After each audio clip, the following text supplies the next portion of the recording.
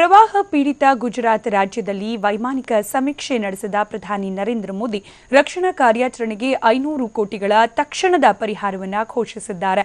ಗುಜರಾತ್ ಮತ್ತು ರಾಜಸ್ಥಾನ ರಾಜ್ಯಗಳು ಭಾರೀ ಪ್ರವಾಹಕ್ಕೆ ಗುರಿಯಾಗಿದ್ದು, ಗುಜರಾತ್ನ ಜಿಲ್ಲೆಗಳಾದ ಬನಸ್ಕಾಂತಾ, ಸಬರ್ಕಾಂತಾ ಹಾಗೂ ಪಠಾಣ್ ಜಿಲ್ಲೆಗಳಲ್ಲಿ ಮುಖ್ಯಮಂತ್ರಿ ವಿಜಯ್ ರೂಪಾನಿ ಜೊತೆ ಮೋದಿ ನಿನ್ನೆ ವೈಮಾನಿಕ ಸಮೀಕ್ಷೆ ನಡೆಸಿದರು.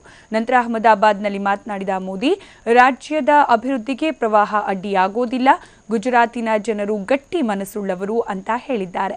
ಇದೇ ವೇಳೆ ರಾಜ್ಯ ವಿಕೋಪ ನಿರ್ವಹಣಾ ಇಲಾಖೆಗೆ ಕೇಂದ್ರದಿಂದ 500 ಕೋಟಿ ರೂಪಾಯಿ ಹೆಚ್ಚು ಹಣ ತಕ್ಷಣ ಪರಿಹಾರ ರೂಪದಲ್ಲಿ ನೀಡಲಾಗುತ್ತೆ ಅಂತ ಹೇಳಿದ್ರು.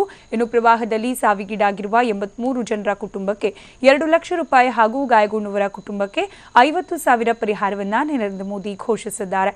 ಇದೇ ವೇಳೆ ಗುಜರಾತಿಗರಿಗೆ ಧೈರ್ಯ ಹೇಳಿದ ಪ್ರಧಾನಿ ಮೋದಿ, ಕೇಂದ್ರದಿಂದ ಸಾಧ್ಯವಾಗುವ ಎಲ್ಲ ಅಗತ್ಯ ನೆರವನ್ನ ರೈತರಿಗೆ ನೀಡಲಾಗುತ್ತೆ. ಇನ್ನು ಹೆಚ್ಚಿನ ಮಳೆ ಬಂದರೂ ಚಿಂತಿಸಬೇಕಿಲ್ಲ, ಪರಿಹಾರ ಕಾರ್ಯಾಚರಣೆಯನ್ನ ಮತ್ತಷ್ಟು ಬಿರುಸುಗೊಳಿಸುವುದಾಗಿ ತಿಳಿಸಿದ್ದಾರೆ.